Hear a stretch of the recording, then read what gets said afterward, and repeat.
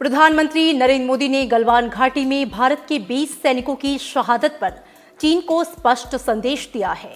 प्रधानमंत्री ने कहा कि भारत को लेकर कोई भी देश भ्रम नहीं पाले। उन्होंने कहा कि अगर भारत को कोई उकसाएगा तो उसका हर हाल में कड़ा जवाब दिया जाएगा। प्रधानमंत्री ने कहा कि देश को जाबाज जवानों की शहादत पर गर्व है और उनका सर्वोच्च बलिदान व्यर्थ नहीं जाएगा। प्रधानमंत्री नरेंद्र मोदी ने भारत चीन के बीच मौजूदा स्थिति के मसले पर 19 जून को सर्वदलीय बैठक बुलाई है। भारत दुनिया भर के तमाम देशों के साथ शांति चाहता है, लेकिन अगर कोई भारत को उकसाएगा तो उसका माकूल जवाब देना भी भारत को आता है। गलवान घाटी में भारत और चीन के सैनिकों के बीच हुई हिंसक झड़प के दौरान शहीद हुए जवानों को श्रद्धांजलि देते हुए प्रधानमंत्री ने ये बात कही। उन्होंने कहा कि पूर्वी लद्दाख क्षेत्र में चीन के साथ वास्तविक नियंत्रण रेखा पर जो कुछ भी हुआ उससे हर देशवासी आहत है।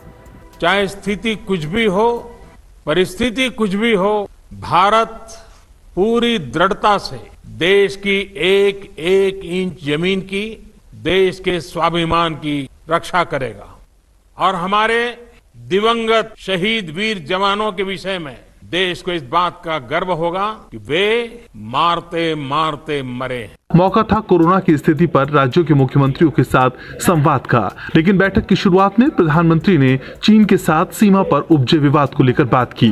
प्रधानमंत्री ने देशवासियों को भरोसा दिलाया कि सीमा पर देश के जवानों का सर्वोच्च बलिदान व्यर्थ नहीं जाएगा। त्याग और तितिक्षा हमारे राष्ट्रीय चरित्र का हिस्सा है, लेकिन साथ ही विक्रम और वीरता भी उतना ही हमारे देश के चरित्र का हिस्सा है। मैं देश को भरोसा दिलाना चाहता हूं, हमारे जवानों का बलिदान व्यर्थ नहीं जाएगा। हमारे लिए भारत की अखंडता और संप्रभुता सर्वोच्च है और इसकी रक्षा करने से हमें कोई भी रोक नहीं सकता।